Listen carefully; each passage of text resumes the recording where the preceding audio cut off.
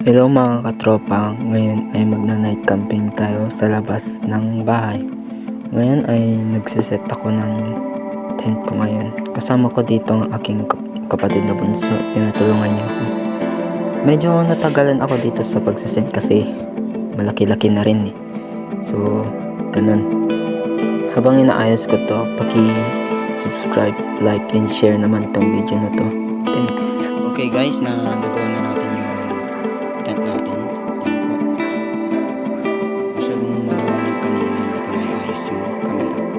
Ngayon, maghanap tayo ng dito.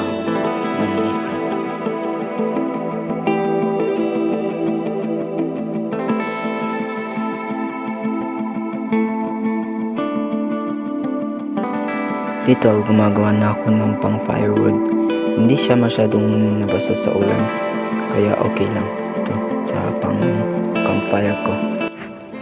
Dito, nagawa ko na ang campfire ko. Hindi siya masyadong malaki pero pwede na pang taboy lang ng lamok at pang ilaw kapag gabi. Kasama ko dito ang kapatid kong babae. Naglalaro sa hindi siya matutulog dito sa labas. Sinasamahan niya lang ako.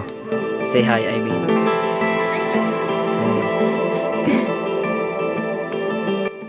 Nilalagyan ko ng mga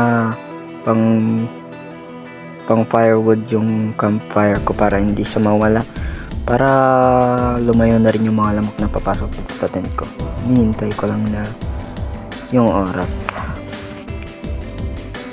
So yan, hindi siya masyadong malaki, okay lang, sulit. Ito guys, ang kakainin ko for tonight, pang midnight snack, mga tinapay lang.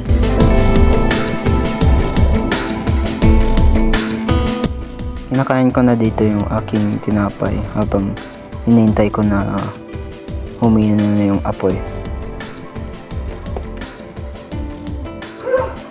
Dito, kumakain ako ng tinapay at iniisip na dapat ang buhay ay ini-enjoy. Kasi hindi mo ma-enjoy yung buhay mo kung puro trabaho, may responsibilidad. Hindi ko naman sinasabi na masama ang may responsibilidad lang, pero kailangan mo rin i-enjoy yung sarili mo. So, dapat i-enjoy mo lang dapat.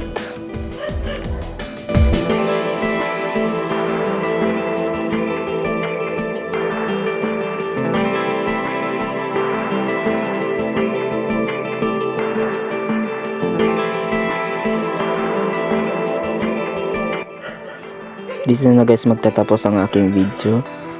Habang kinukuhan ko ng campfire ko, paki-like and subscribe and share naman itong video na to. Thank you very much. Bye bye guys and good night.